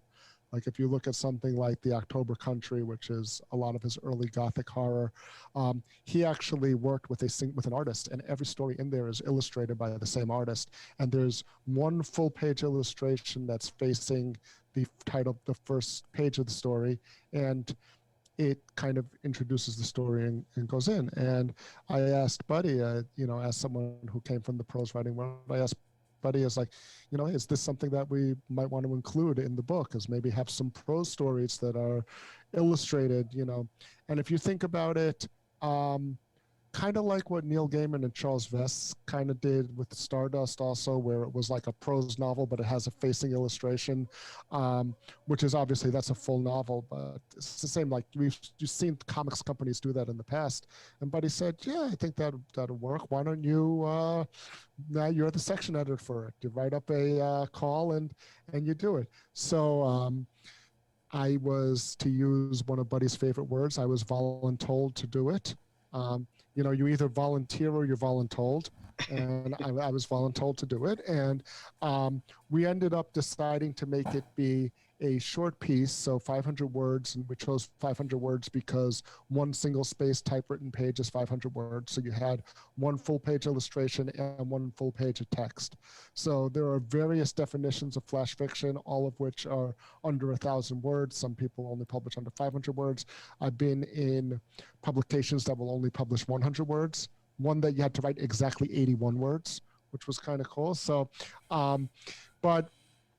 we'd said 500 words or fewer. Sorry, is that really why you chose 500 words? I feel like I'm in a rock band that came out with our first album. We chose, is that why we came out with the title of the album? Like 500 words because of the layout issues that we were talking about. So that way we knew how many. Did we decide that, or did you just decide that? I don't. We Listen, had there. If you show up to the meeting on time, you will get all the information. Okay. I believe that we did discuss it. I definitely discussed it with someone. We discussed it on the call. You got Ari second guessing himself. He's like, did we? Here's the thing. Meeting summaries. I am actually a lot more like Buddy's side, at least initially in my process, so that, with writers, there are two types of writers, plotters and pantsers that you hear, people who write outlines in the plotters, and they call us pantsers because we write by the seat of our pants. I prefer a much nicer word where you call them engineers and gardeners, as in we're gardeners, we plant the seeds and see where it grows. And then, at the end of the process, I become more like Aaron. So when it comes time for editing, and I have two hats, I have writer hat and an editor hat. In my editor hat, you have to be more like Aaron and be with the deadlines and all that kind of thing. But practically you need, we were thinking that because in comics, the page count is really important. And this is one difference that I noticed between the prose writing world, literary writing, and comic book writing, is that when you are printing something, no matter what you print, it has to be in multiples of 4. Because when you print a page, this is one page, it's 4 sides of the page. So that's, in comics, you'll see in an anthology, you always have 4 pages or 8 pages or 12 pages. The book is 24 pages. If it's 22 pages, that's because they have ads that are going to make it 24 pages, and the comics world is very rigid in terms of that type of thing. Whereas in the prose world, like, pick up any novel you have or any book, fiction, nonfiction, whatever. No one cares if there are leaf pages at the beginning, blank leaf pages at the beginning. They'll throw in a house ad or a list of previously published work or dedication or a full page that only thing written on the page is like, this book was typed in such and such a font that was found, all those. There's plenty of ways to fill up those extra, but in comics, you need to know your page count, and being that we're there. So we decided that it was 500 words, which is 1 page, and 1 page of illustration. So facing 1 page and 1 page. And even though the idea sort of came out of that Ray Bradbury class, it actually ended up being a good thing for a lot of the people who joined our community late or who had trouble getting started, who weren't able to complete the whole 8 pages themselves. They ended up being able to be included in the book. And you see Erin covering her face there. But because it's a shorter piece, it's 2 pages, it's 1 illustration, as opposed to, you have 8 pages, you average 5 panels for 6 panels per page. In most comic books, that's a lot more drawing, and it's not 8 pages of story, it's 1 page of story, which can be harder, as we've discussed before, but it's overall less to do. So people who started late, people who took on maybe a lot more responsibility than they were intending to from the beginning, were able to get a story in the anthology through the flash fiction as well. And thanks for making it sound good, Ari. I appreciate it. And the thing is that, it's a, and it's not just like, oh, you couldn't do the comics or doing prose. It's a different thing, and it's hard to do, and it's hard to write a story in 500 words that tells a story that's not just a vignette that actually goes somewhere. It's a piece that's something self-contained within that. And a lot of the illustration, I think, was hard too for people, because you're illustrating the story. But I know, like in the one that I wrote, The Duel, I have a twist ending So they had to figure out how to do Mike Ponce, who was the artist for it, who did an amazing job, considering I told him spaghetti western and high fantasy. Figure out, that's a tough mashup. But in addition to that, there was the challenge of, you have to do something that illustrates the piece, but you also can't give away the twist ending. So what moment do you pick to illustrate? And it gives you more, it gave the artist more freedom as well, because it wasn't like page 1, panel 1, a guy walks into a bar or Superman punches a guy in the face or whatever it is. It was, here's the story, pick one moment from it that speaks to you and illustrate one image to represent the story. So I think it was a different type of challenge for both the writers and the artists who participated in it, in addition to letting people, because of the shorter time period, find something that they could fit in within that time period. Did everybody? And it was a challenge in itself. I've never written anything so short before. Like, I was on the phone with Ari, like, are you sure 500, like, it couldn't be longer by, like, just, I don't know, like 1,000 words? Like, could it be 1,500? And he's like, no, Aaron, 500. And I'm like, but it doesn't make sense in 500. Like, how do you make a story that short and still tell somebody something and still get them involved in characters and stuff? And I went back to Kathy and I went back to Ari and I was like, oh my God, I need so much help, because it was challenging me to be brief in a way that I'd never experienced before in storytelling. I mean, I can tell you stories for hours. I could go on forever, but to do it so short was such a different way of thinking about things. And I feel like it really added to the anthology to have those in there and to sort of experience that challenge as opposed to some of the other challenges that we had with the book. So it was a really, really fun experience. I think one of the things that Flash Fiction did, I'm sorry, Sam, I think Flash Fiction and including it in the book, what it does is it just says, look, there's no rules. There's no rules. Like, right, you guys are doing your show. You don't ask permission. You just do it, right? This is what it is. In the early days of publishing, you had to clear the hurdle of an acquisitions editor, and then the other editor, and then there was all these hurdles that were thrown in front of you. The only hurdle is your own ability to see the finish line and get there, and accept that no one is going to say no to you. So if you have Flash Fiction, like Ari was like this Flash Fiction, and he opened all of our eyes to it. And I think it just goes to show that you can do whatever you want to do now, and there are no barriers to you putting out your intellectual properties and owning your intellectual properties and insisting that you're going to just keep going, because no one can stop you now, and there's no reason to. They can tell you can't write Spider-Man or Superman, but look what Ari created. He just created Mr. Stupendous, and it's elements of things that he liked, and he didn't need permission. He just did it. Now he's got his own intellectual property, and I know Ari's going to continue on with that. It doesn't need to ask permission.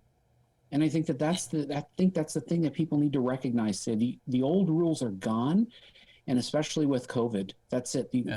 Throw out the rule book.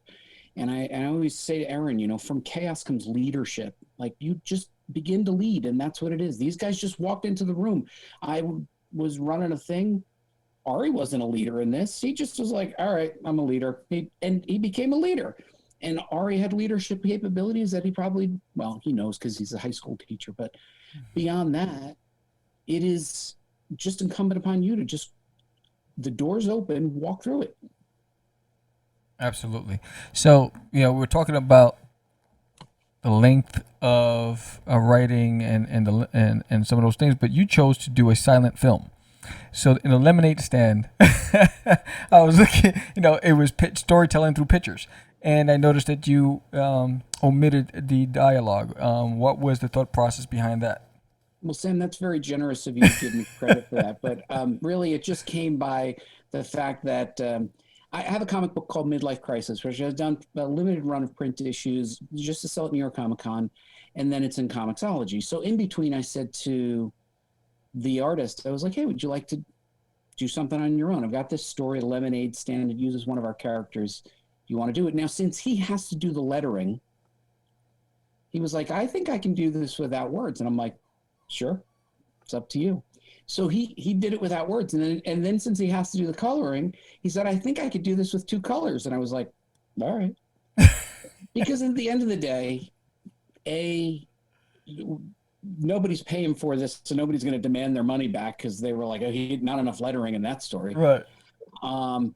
But also, it gave him the opportunity to try something that he had always wanted to try. And I think you got like the G.I. Joe story. John Byrne did an Alien story. Marvel did Enough Said. Byrne did a Batman story, all wordless. And I always was fascinated by this idea. Heavy Metal did it a lot. And so, yeah, I made some tweaks to the overarching narrative, but I only gave him beats, Sam. I only just said, here's the beginning, middle, and end. Here's how you beat it out. Go. And then if you need to expand or contract, it's up to you. And Ari and Aaron probably recognize my style is I'm not going to edit your work. This is your work. This is your art. So he was like, do you want to see it? And I'm like, no, just do it. Whatever you do is right.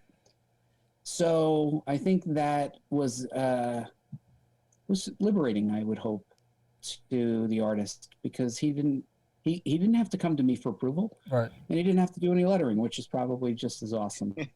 You know, this whole experience sounds so cool. Like, how the heck do you become part of this comic book school? Like, how do you like, who do you talk to? How do you get in? Like, what happens? Tell us. I feel like everybody comes in a different way, Jorge. I think it's all just serendipitous, and there are no straight lines or short answers, obviously, as you've seen with the 3 of us. But if you sign up for the newsletter, it's on the website. I have to figure out a way to limit registration to the boards. I've got Russian bots signing up faster than real people right now.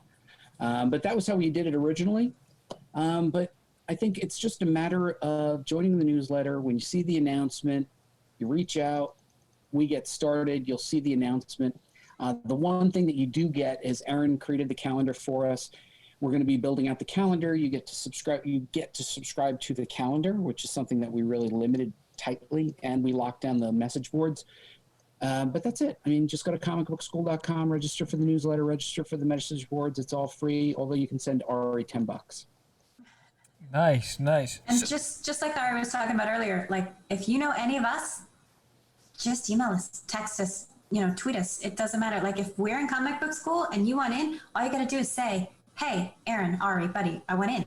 Sebastian, even, like, we put him on the list. Like, he's coming in this year. I've already told him he's on the hook for it.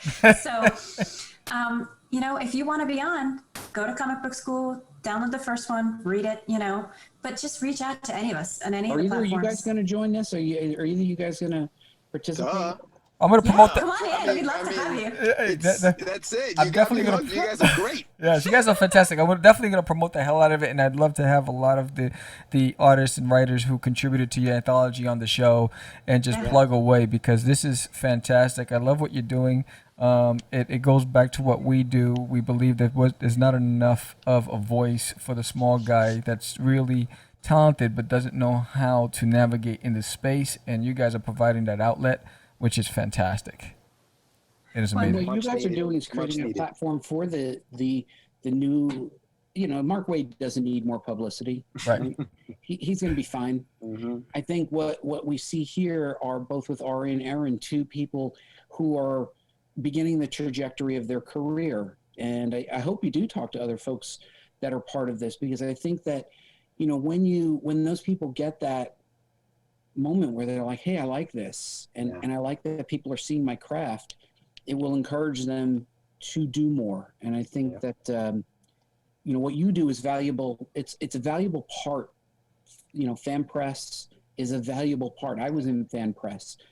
It is necessary, and more than ever, because right now there's so much noise. Yes. People are like, oh, Twitter's a mess. I'm like, I don't see Twitter as a mess at all. Right. I just follow other comic book people, and it's great. I feel like it's like the best little playhouse in the world, and I barely see politics because I don't look for it. Right. Yep. And that just shows how our brains work different because I can't get through Twitter at all. I'm like, buddy, where did you post the thing? I know, she was like, I'm confused by Twitter. I'm like, who's confused by Twitter? I'm like, I get on Instagram and I am right there. Like, I know exactly how to navigate that. She can do animation, right? She can figure out, she's got Wacom tablets and she's doing design and she's like, I'm confused by Twitter. I'm like, what? I'm like, where did I put did I put the hashtags in? I don't know. Where did little bird go? It's so funny because there's a huge writing community on Twitter in every genre and every type of writing there is, and people say like the writing community is the exact opposite of the stereotype of Twitter. Like it really is. And there's all these hashtag games where they give you like we talk about flash fiction, like they give you a word and you have to write a story in a single tweet, like these types of things. Wow.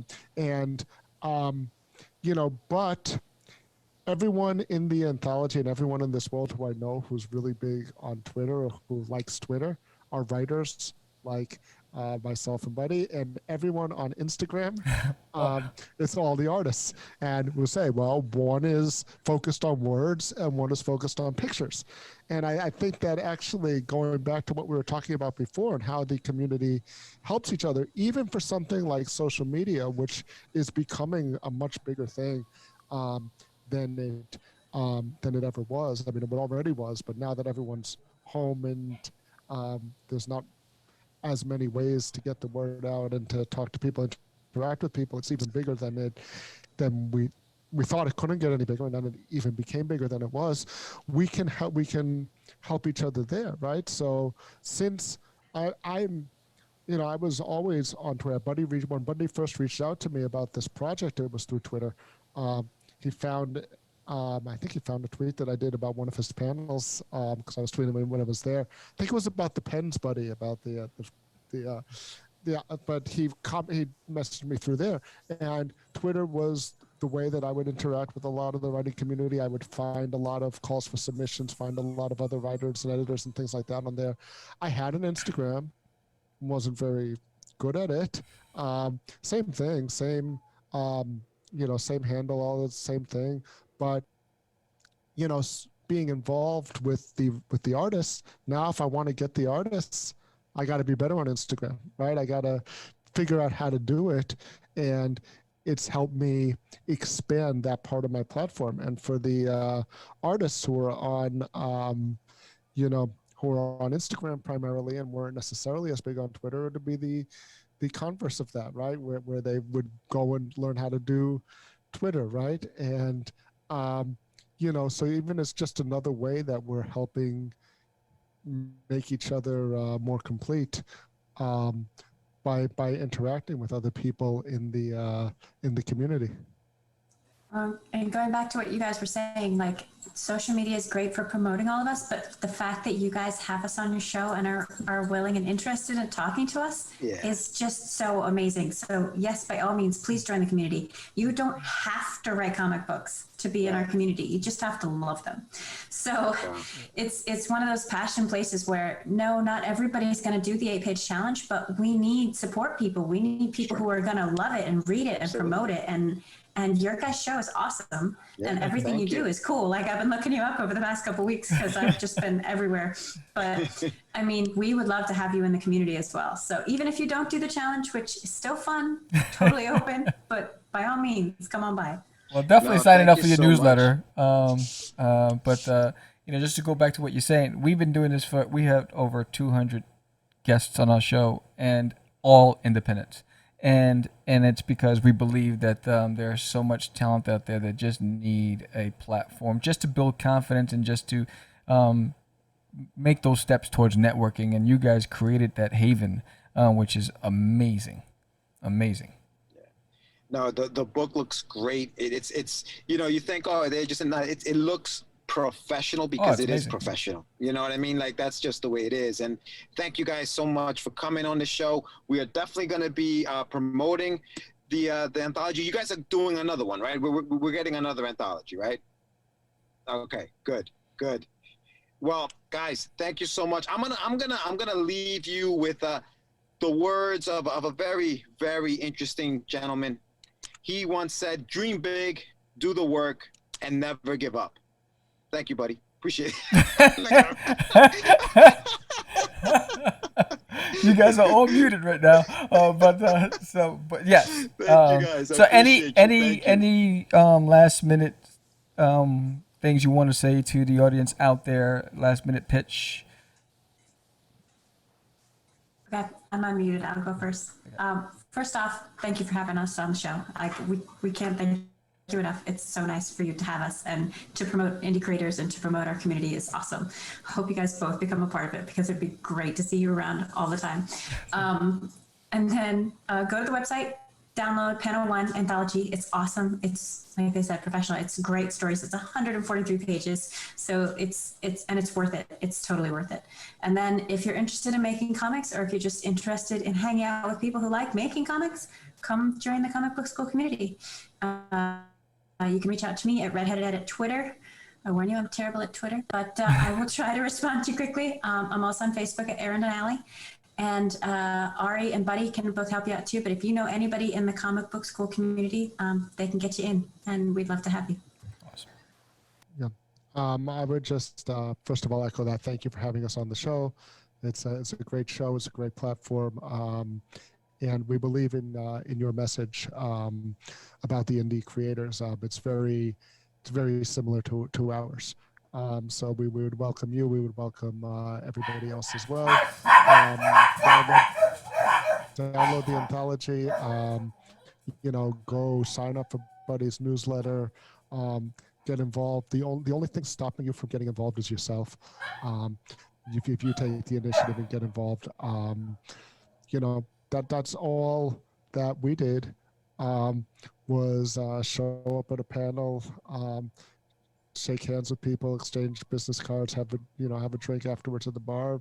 That stuff doesn't exist anymore. So come join our online community. You could do that there. You can find me at the Surreal Ari on Instagram, Facebook, Twitter. Like I said, I'm most active on Twitter, but it's the same across all of the social media platforms. And I'm looking forward to seeing you there or on the comic book school message boards as well. I guess that's it for me. Awesome. And I would say that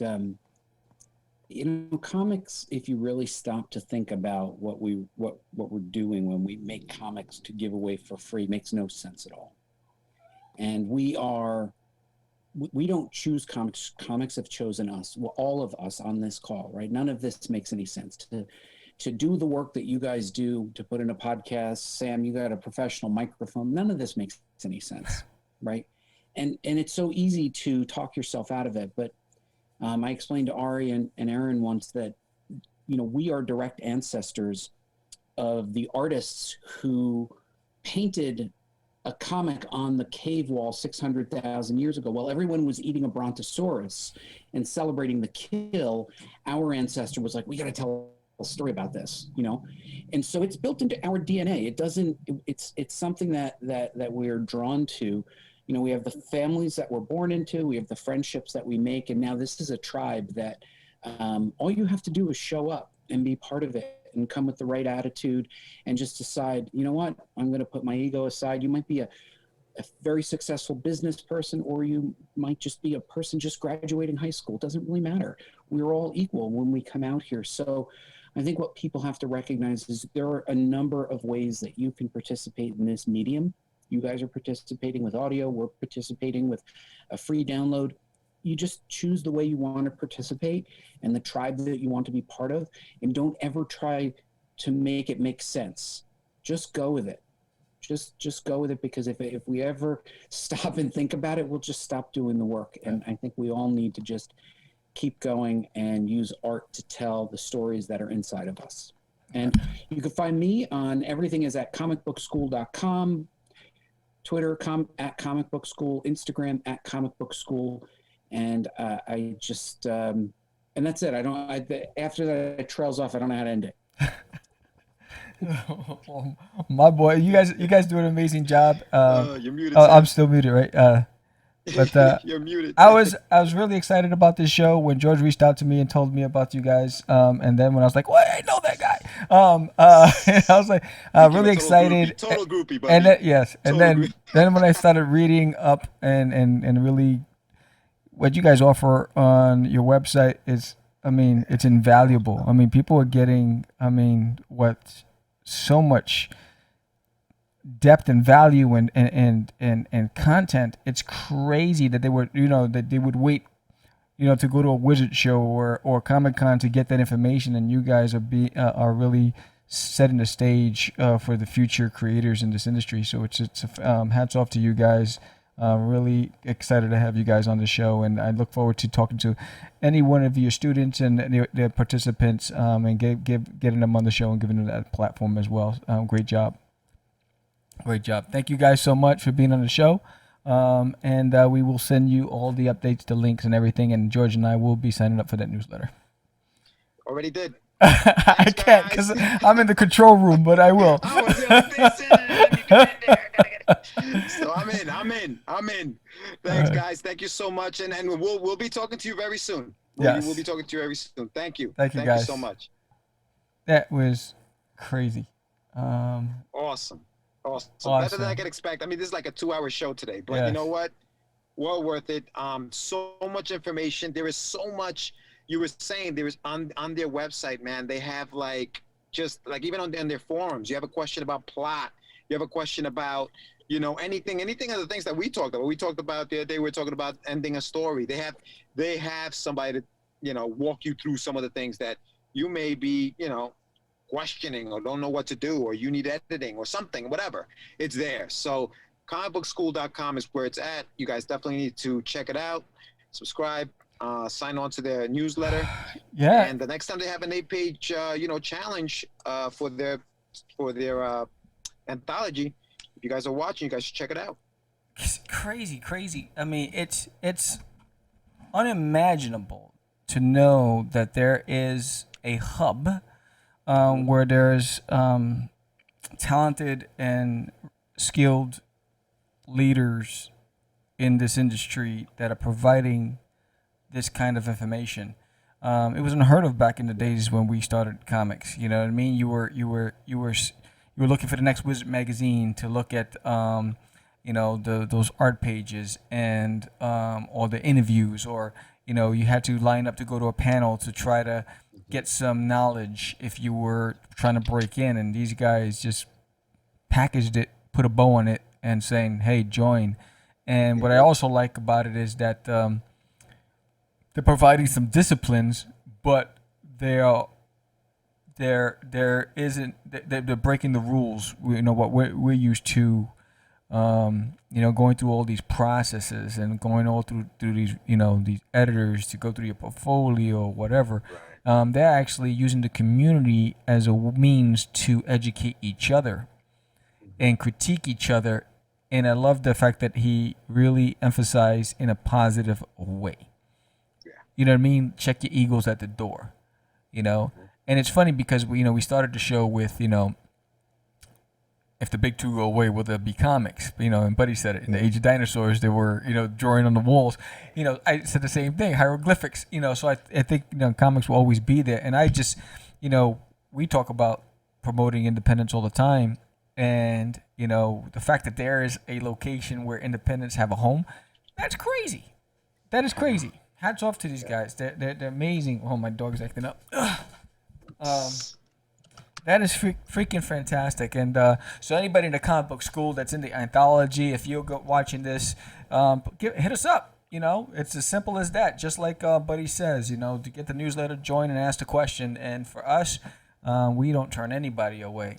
You have a story to tell. You have, if you're an artist, you're a writer, you're an inker, you're a colorist, you're an animator, you're a musician. If you're an independent and you're trying to make your way in this world, and you're looking to just get people to talk about what you do, we love to talk about it. I love this episode. Yeah, very good, man. Everything. I mean, the guys were so informative, and you can hear the passion in their voice.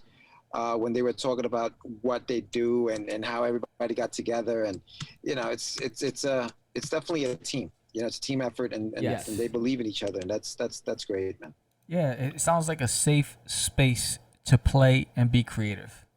Yeah. Especially during this time where people just want to be part of something and feel good about it. And I think that's what stood out to me the most. It's and how they recognize each other's strengths and opportunities, and they fill the gaps. Right. You know what I mean? That's also, the complementing of the team. Everyone knowing when to step in and how to fill those voids to make a complete whole. Yeah. I can talk for days about the lessons that these guys are providing for, aspiring creators. It's where, exactly. It's where you want to be. If you're trying to get into the business, if you're trying to understand it, they're right there. There are people who have been in the industry, worked in the industry, and they can give you advice right then and there. So why not? Why not? And they're inclusive. They're so inclusive. They're telling us, hey guys, join us, man. You guys got to join. Yeah, dude, we're in. That's it. It's done. So yeah. Dude, if you checked out their website, everything from how to ink and how to, it's crazy the content that's available. It's insane. It's the stuff that's at your fingertips is freaking nuts. It is out of control. I don't know how they do it. Well, there's a news. I'm on the website now. I'm signing up for the newsletter right here on television. Yes, sir. But definitely, man, it's going to be tough to follow this show. But next week, we do have another show, March 19th. Join us when Marvin Vasquez, founder of Multi-Marketing USA, will be on the show. He'll give us a little insight into digital marketing and why it's important, even as an independent artist, especially as an independent artist. I think it's something that we need to be versed in, how to market yourself digitally, because that's what we are right now. Yes. So check us out. That's going to be a good show next week. And subscribe, like, comment. Can't tell you that enough. Thank you so much for watching. Sammy, what you got? I have a day that's fulfilled. This was a great segment, a great interview, a great group of people. I feel complete. I'm Sam, the Crazy Man Vera. George the Dreamer Medina from the back of my car. From the back of Popo's car. And we are out. It's just easy. It's not. Crazy. Acquiesce. No, I was talking about my friend Acquiesce. Say my name, right? This is what you were thinking? Oh, my. He described me. He said, I'm the what? Catch the Craze. You're listening to Catch the Craze. You're listening to Catch the Craze. You are listening to Catch the Craze on Catch the Craze. You're listening to Catch the Craze.